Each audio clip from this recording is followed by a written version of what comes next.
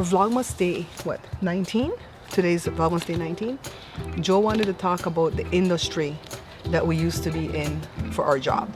So when Joe came to this country, he worked regular little jobs first before he got hired on by this company to do a regular job of just cleaning up the warehouse. And then they bought a printing machine and told him that he would have to learn how to print because it was the owner's son, Joe, and another Belize guy, right? And the Belize guy got Joe the job. Nobody wanted to try. So you see how Joe is. He's very mechanically inclined. He's very artistically inclined. And so the job of printing used both skills, right? With the mechanical skill and the artistic skill. So Joe decided, well, I'm going to learn. And so he just kind of fiddled around with the machine. They sent, the people who made the machine sent somebody to, what, was it a week? A week, yeah. A week. To train Joe for 1 week on the safety of it. This is how you put it on. This is how you turn it off. Because it's not just on and off. You have to, when you're going to put it on, you have to go into standby mode, and then after a while it goes into on, and you have to step it down the same way. So like when there was an emergency one time where there was a riot at the high school where the kids attended, where the boys went to, Joe had to rush to go get the boys out of that riot, and I stayed behind because Joe couldn't just like shut the machine down. It had to shut down in stages, so I had to stay there and shut it down. Anyways, we did this for, Joe did it since 1980 to 2002. The company left to go to Alpharetta, Georgia. They didn't want to keep Joe on. And so they said a third party company would hire Joe to print over there in Georgia. I didn't want to go in the South. I want to stay over here in the West. I love California. So we stayed here and we opened our own business. We took all the profit sharing money, opened our own print shop. We had an old machine that somebody had given to Joe and he rebuilt it. You and Jada were in there every evening rebuilding that machine. And then we had it towed from here, and it went right on the back of a flatbed. Yeah. Went into the shop. So for years we had the one color, fully automatic machine, and then the semi-automatic machine. Right? Is it called semi-automatic? Semi-automatic. Semi-automatic. And then a two-color machine we got later, but we never used it because it only came with a few set of tools. For every bottle that you do, you need the tools to match the bottle. Yeah, and it's a full color. That was 4-color? I thought it was 2 colors. So Joe doesn't like those machines with all those colors because once you print the first color and then it dries through the light and then you go to the second station to print the second color and then it dries again, the bottle starts to warp and then the registration moves, meaning that you're not going to get the correct design. I mean, you're working with plastics. Plastic.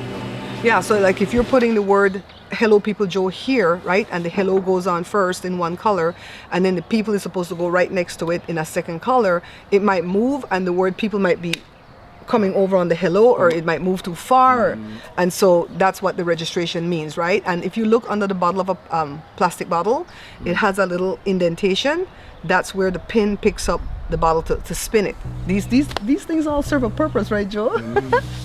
So anyways, we didn't want to get into the technical part of what we did for a living. We had the shop for 15 years. We closed it down January 17th of 2017 because the industry moved towards sleeves. Sleeves is when they get that plastic and they put it on like a glove and then they shrink it onto the bottle. We couldn't invest in those machinery, and so we had to close our business because I always say you don't close a successful business. You sell it or you pass it to your scions, right? Your kids or whatever.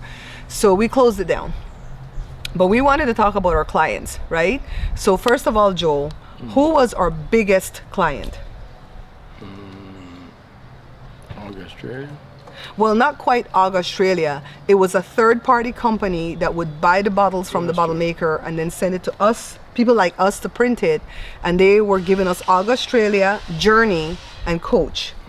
And we started first with the Coach because that's what they needed more, the bottle for Coach. It was a white stubby. Do you think we still have that bottle somewhere to show them? I might could find a picture. It was a white stubby bottle. It was hard to print because it had an orange line around it and the line touched the seam. You got to meet you. And when you're printing bottles, you can't touch the seam, at least on one seam. You can go over one of the seams, but to go over both seams is really a difficult task. It smear the bottle, make it look like. Yeah, it smears right there, and Joe had to figure it out. Joe had to do technical, mechanical type things to figure it out because it was a big account and a famous account, and we wanted it, right? So they were I would say the most well-known, right? The biggest well-known, right? We worked for 1 month for that third-party company to the tune of $25,000. And my mom was so smart when it came to business because she says, Babsy, stop. Don't print no more. They want you to print 1 million bottles. Stop. Get some money out of them people first, because that's air money. You could keep printing and you won't get any money. And lo and behold, that company had no money. As big as they were operating on getting money from this one to pay this one, Rob Peter to pay Paul. And the guy that was representing the company, he was becoming friendly with us. He's from Salvador, right? Salvador. And he was nice at first because he wanted to do a business with us. He wanted us to get into the business of making bottles. And we told him if we did that, we're going to create a whole new business that he would be a partner in with us. And it always is us. It's not just Joe or just me. It's us. And he didn't want to do that. He wanted to come on as a partner to the bottle printing business. I didn't want that, because if that business took off, I wanted it for my kids. And if it failed, I didn't want to have to like get somebody legally off of my business. You know what I mean? So he didn't want that. So he was already stewing, kind of mad without us knowing. And when Joe called him and go, hey, tell your boss I need a check, right? For what I've done so far. He played around at first, pretending like he don't know nothing about no money. And then after that, he got rude about it and said, you know, it is what it is. You know, our accounts are frozen because somebody stole from us, and some hosted and cold fat story, right? And Joe said, I want my mother effing money. And Joe went down there big, bad, and burly. That's what Jory called you, big. No, he called him big, black, and burly. I work for a whole month. I think it's over a month. I don't get paid. How can I survive? Yeah. So we gone down, Joe gone down there, and the guy come down the step like he was gonna beat Joe, right? He acting like a whole serrote, you know. So it's like, isn't that what they call the gangbangers in El Salvador? And so Joe said, come, and Joe got a mean left hook. But Joe tell the kids, if I hit you with my right hand, you're gonna go to the hospital. If I hit you with my left hand, you're going to go to the graveyard. Because he's left-handed. So anyways, he got his money. It was 25 G's, 25 large ones. And they thought, well, they don't have no money. Thank God the check cleared. You know how we got the money though? One of the bottle makers was friendly with us. The husband and wife team was friendly with me and Joe. And we called and told them what that company was doing to us, and they were buying bottles from her. And we called to tell her, just to warn her that she might not get her money. And that's when she called him and said, stop. You're not going to get no more bottles for Credit Hole. You're going to have to pay McGrin first before you get any more bottles from me, because they're small and we need them to survive, because she used us too. Whenever she was print, tacky glue was another big one. That gold bottle. What color print was on it? Was it white? White, yeah. Yeah, gold bottle with white print. That bottle hard to do too, because it's a soft bottle. What do you call the soft bottle again? It had a name. Low density. Low density. Low density bottle. It's flimsy. It has an oil that came out of it when you print it, and they had a little bubble that, oh my God, that was a nightmare. But we would print for her. We would be getting ready to go home at 5 in the evening, and she would send 100,000 bottles and say, can I have it by 6 in the morning? And she says, you don't have to pack them, just print. So she knew the goodness of us too. How much is it? 5,000 an hour? Yeah, sometimes you had it revved up to 5K an hour, but most of the time we rested at about 3,000 or 4,000 an hour, because it was only one me.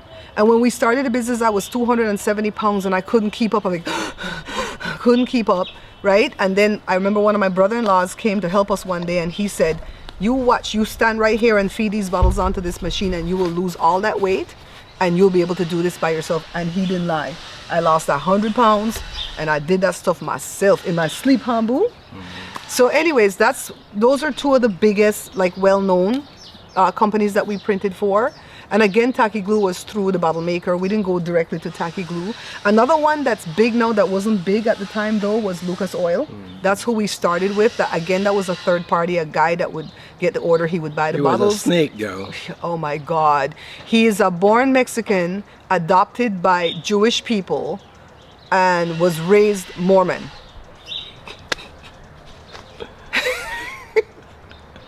And he's a crook. He paid us 3 cents. He paid us 3 cents a color. Yeah. 3 cents a color, 2 colors, and then we still had to stick that label on the spout of the bottle. For nothing. And we didn't have a label machine. He would come with his wife and his son to help us stick label. I stick labels so much that I messed up my neck. That's because when it first started up, we only got him and another customer. Another one, and that customer stayed with us to the end. Yeah. So that's, when it started out anything, they always want to put the squeeze on. They want to chingar you. I don't think YouTube knows that word. So anyways, I'm still saying so anyways. I'm gonna have to beat my mouth out of this thing. What's the okay, so those are the well-known customers. That didn't mean that we made the most money from them though, but they're the well-known customers. Okay, Joe, so who would you say was your best customer? And not necessarily because you made more money from them, but maybe they were like nice people that appreciated us and so on and so on. Who would you think? D? Yeah, he's the one that stayed with us to the end. He has the best car wax and small mom and pop thing. He goes to all the fairs to sell his stuff. He came the same time the guy from Lucas Oil came, and he stayed with us right through till we closed our doors. And he would always give us tickets to the fair and parking, and just really a nice guy overall. And when we first started with him, the first order didn't go well because his wife was running the show, and she sent FedEx to come pick up the bottles, and she didn't pay FedEx. They paid us but didn't pay FedEx, and FedEx sent me the bill. And the bill was like $2,200. They paid more for shipping than they paid me for printing. And so I had to fight her. I'm like, you better pay FedEx because I ain't paying this. And FedEx was coming for me. And they said, we picked it up at your location and you signed off on it, so you're responsible. Be careful. When it comes to shipping, they can screw you. So then that got cleared up, and then they became like one of the most decent customers. And then we had, who else? We had one that was, we loved him and hated him at the same time. And he has HG hair products. And he got his stuff on the Kardashian show and all type of stuff. He's from Canada. And that guy he was nice when he wanted to be. Like sometimes when he was really grateful that we finished his stuff on time, he would give us extra money. Stop clearing your throat. Give us extra money to like go to lunch, go to dinner, stuff like that. But he was annoying. And towards the end, we were happy to just like get rid of his artwork in the trash bin. And he called me the day we closed our doors, and he said, hey honey, he would always call me honey, I need my artwork, because he already made artwork and took it to China, right? And I said, your artwork's at the trash bin. I just went to the big, the big city trash and threw all that crap away. I said, because it said there in the fine print that if you don't print with me for 6 months, all that stuff is null and void, and I'll throw it away out of my establishment. You haven't printed with me in over 2 years. Bye. I could have given him his artwork. I didn't care anymore, because I didn't like that he just went to China and owed everybody, right? He ended up paying me in the long run, but he owed everybody else. That's what they do when the recession was happening. They pack up their stuff and take it to China because they get it cheaper. They just have to figure out the shipping and getting it on time. So he always wanted to keep his artwork with us. That way if China didn't deliver on time, he would run in there and do 100 bottles, 200 bottles. Nah. So then, okay, what's another one? Let's talk about who was the worst customer. Did we say who was the best customer? No, we talked about Z-Best. Oh, Z-Best. Okay, so who's the worst customer? Kim Kimbo. You guys might know her. She had a reality show on TV. I don't know if she still has a show, LA Hair or something. I don't see no more. When she first came, she was just lovely, really nice person, real friendly, really easygoing. We printed one batch of stuff for her, and she took like almost 2 months to pay us for that batch of stuff, and then she left half her unprinted bottles in my shop for 2 years. We had to build a mezzanine to put our stuff on it because we needed our floor space. When you have a business like that where you're doing a service, you really need your floor space because the machine takes up a lot of space. She wouldn't come and get her stuff. It was so hard to deal with her after that. She got kind of big-headed after she got the show.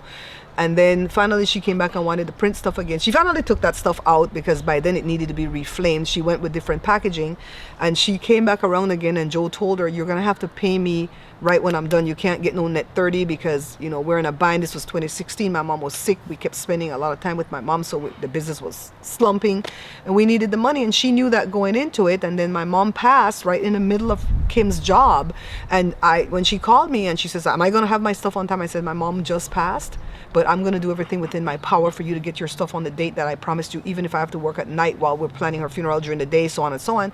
And she's like, okay, I'm sorry. And we did everything we said we were going to do, and at the end, she didn't want to pay us. And Joe kept saying, just give me the money. You have your stuff. It's ready on time. See, even with everything we're going through, it's ready.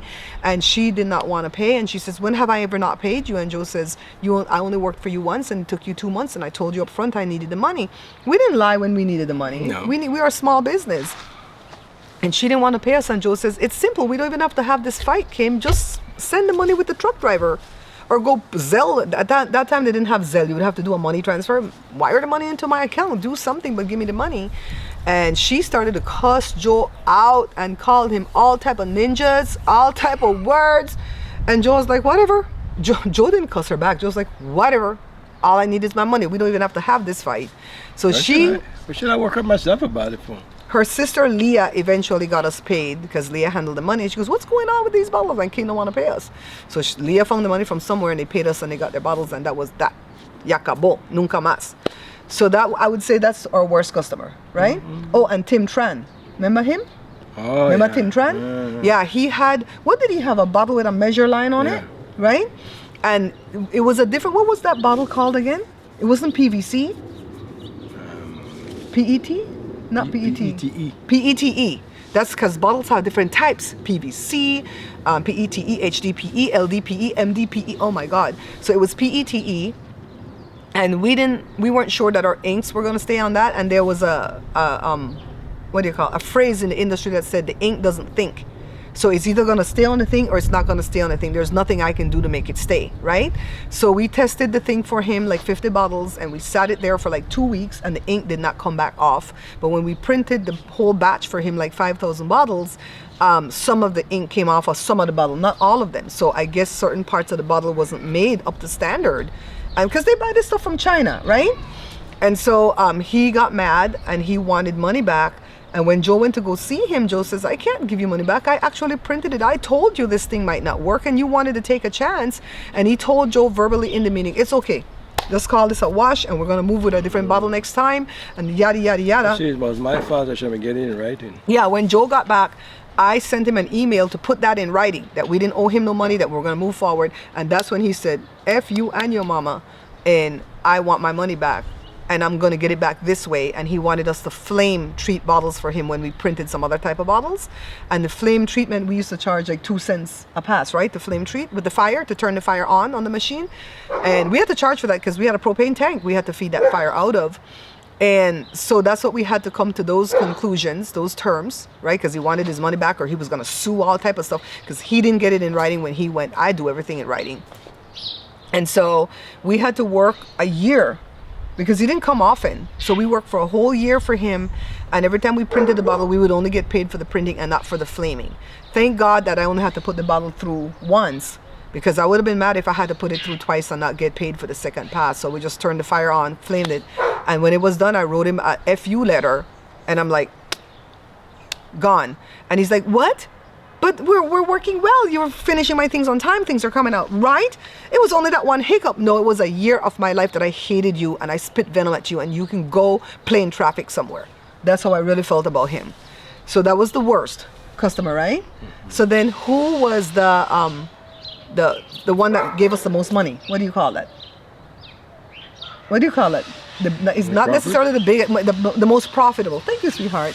Who was the most profitable customer? I know. I want to raise my hand in class. I know. Herbaceuticals. Or herbaceuticals. The guy up in Northern California. Oh yeah, I forgot all about that. Yes. We used to do a bottle this small for him. And he had a shampoo and a conditioner he would put in those bottles. But he sold a hair dye kit. Well, his company did. I don't know if he owned the company. And those little half ounce, was it a half ounce bottle? We do it 4 ounce and a half ounce. Half ounce. The little half ounce bottles put a shampoo and a conditioner to go in the hair dye kit for you to wash your hair when you're done dyeing your hair. So it was a sample.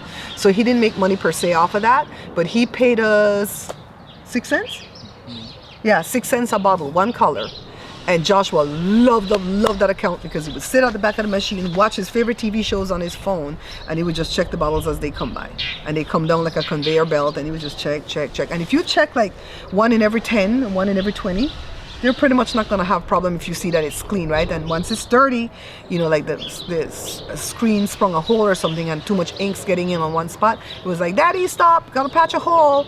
And Joe would go use the solvent and patch a hole, whatever, make a new screen. And we would sit there for 1 month, 30 days it took us to finish that job, but it would pay $12,000. How much was it? Huh? 100,000? 200,000. And he brought that job every 3 months. So 4 times a year would make that 12K.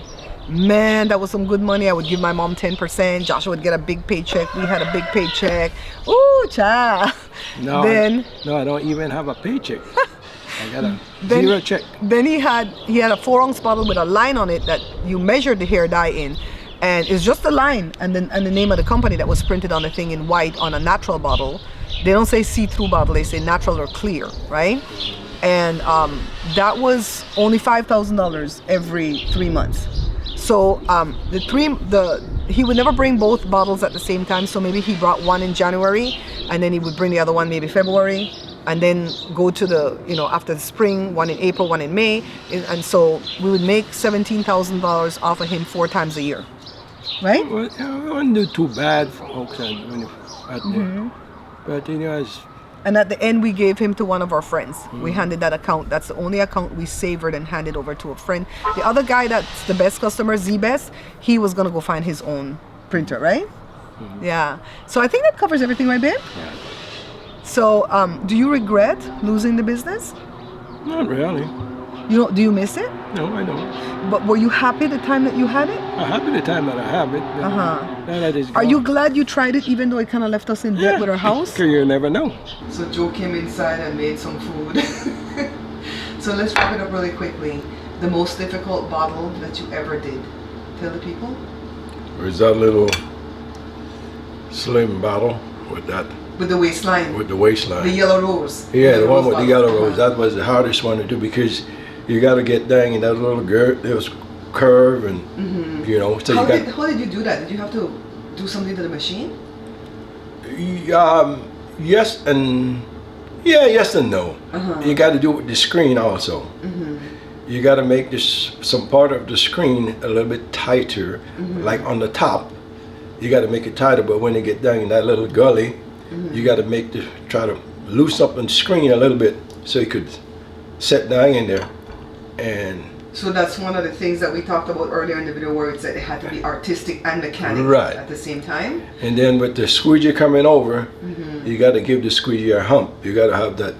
You got to put in the middle of the squeegee. You got to lower it down, and the top you got to take it up, and the bottom you got to take it up. So you got that. And the squeegee is just like you guys think, that thing that the people come and try to clean your windshield with. Yeah. It's that type of thing that you have to press the paint through the screen with. But it's not that big. A small little. Yeah, small one. And the guy from Herbaceuticals, the small bottle that we did, I wanted to tell him the size of the half-ounce bottle, and it's like 2 Benadryl capsules stacked on top of each other. That's Yeah, how it's tall like that bottle is. a, I don't know why I don't have a sample of that bottle to show. Not even in pictures. I know why. We didn't used to take pictures of his stuff because people would see it and try to steal the customer from us. And he was an unknown customer, but he came to us and he was a blessing for many, many years. That's true. And then he went to a packet, like a ketchup packet for his sample bottles, and that $12,000 went away 4 times a year. And so that kind of we took a hit with that because he changed his packaging. And okay, the final question, the one account that had the potential to make us millionaires, but we turned it down because it was from the corn industry. And we have kids, so we couldn't do it. So explain the bottle. It was the shape of a peen. It's the shape of a picture. You know what I'm saying. No, the bottle was the shape of the thing. That's what I'm saying. It's not a picture. But- It's the shape of the actual thing. Right. Uh-huh. It's the shape of a bottle, of a usable bottle. Shut up. The bottle was the shape of a peen. I know. Put some kind of lotion or lube in it. Lubricant. Uh-huh. And they wanted us to print that bottle. It was but a we lot. turned them down. Why? Because we have young kids at the time, and We have ethics and right, and why? Why do we have to have ethics? We could have rich. and the kids work It with was us. the shape So, of a peen. so folks, We could have totally done that. You were like 6, Jada. Who cares? thank you guys We for. literally have songs in Belize to talk about. We better wrap up the show. Wrap up, baby. So folks, thank you guys for subscribing, share, like, and remember, if it was without you guys, I couldn't do it. So thank you guys. See you guys in the next one. Bye bye. Music that has women's boobies on it, but we're too holier than thou to print a bottle with a P on it. Okay, Okay. It looks like we like to be poor. I think we do. Because we have, what is it? Self-respect.